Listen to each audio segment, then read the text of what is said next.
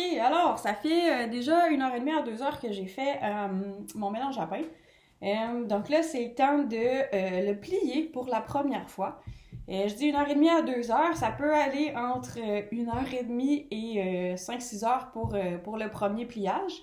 Puis, comme je l'avais dit, il faut s'armer de patience parce que ça prend généralement autour de 24 heures pour que ton pain ait à doubler de volume pour pouvoir le mettre au four. Le moment idéal, en fait, c'est entre 18 et 36 heures. C'est selon la quantité de levain qu'on met, selon les conditions qu'il fait à la maison, s'il fait chaud, s'il fait froid, ou selon la force du levain aussi. Donc, il y a plein de conditions qui font qu'on va pouvoir le cuire plus tôt ou plus tard. Mais généralement, moi, je me base sur mon horaire à moi, donc je me casse pas trop la tête avec ça. Si mon pain est un petit peu plus fermenté, c'est pas grave, il va être un petit peu plus sûr, il va goûter un petit peu plus fort, mais je trouve ça bon quand même. Puis s'il est un petit peu moins fermenté, à ce moment-là, il va gonfler un petit peu moins au four, donc il va être plus dense et je trouve ça bon aussi. Donc, on se casse pas la tête avec ça. Ce que je veux faire quand ça fait 1h30 à 2 heures que j'ai fait le pain, c'est venir le plier. Donc, vous voyez de quoi ça a l'air. Ma pâte, elle est un petit peu plus dense que la vôtre probablement, puis que la mienne habituellement, parce que j'ai remarqué que j'avais mis un petit peu trop de farine quand j'ai fait mon mélange. Mais j'ai trouvé que c'était pas grave parce que ma pâte, elle est quand même bien collante.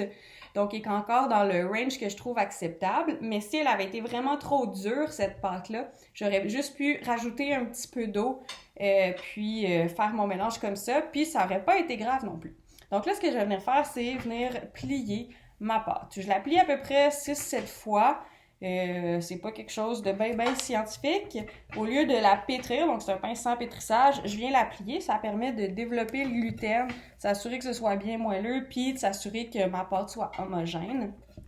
Donc vous voyez, je plie plusieurs fois, j'amène le côté sur le dessus.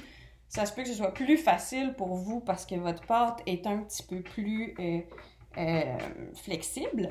Mais ça me convient quand même. Vous pouvez aussi y aller avec les mains si vous voulez. Donc prendre le côté comme ça et venir plier par-dessus.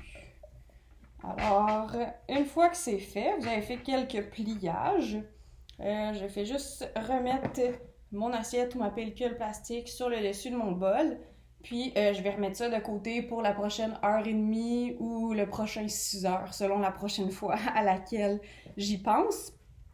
La seule chose que je veux vous dire, c'est que si vous la laissez là pour 6 heures, ça se peut que la pâte monte vraiment beaucoup. Donc là, vous voyez ici, ma pâte est à peu près la moitié du contenant que j'ai.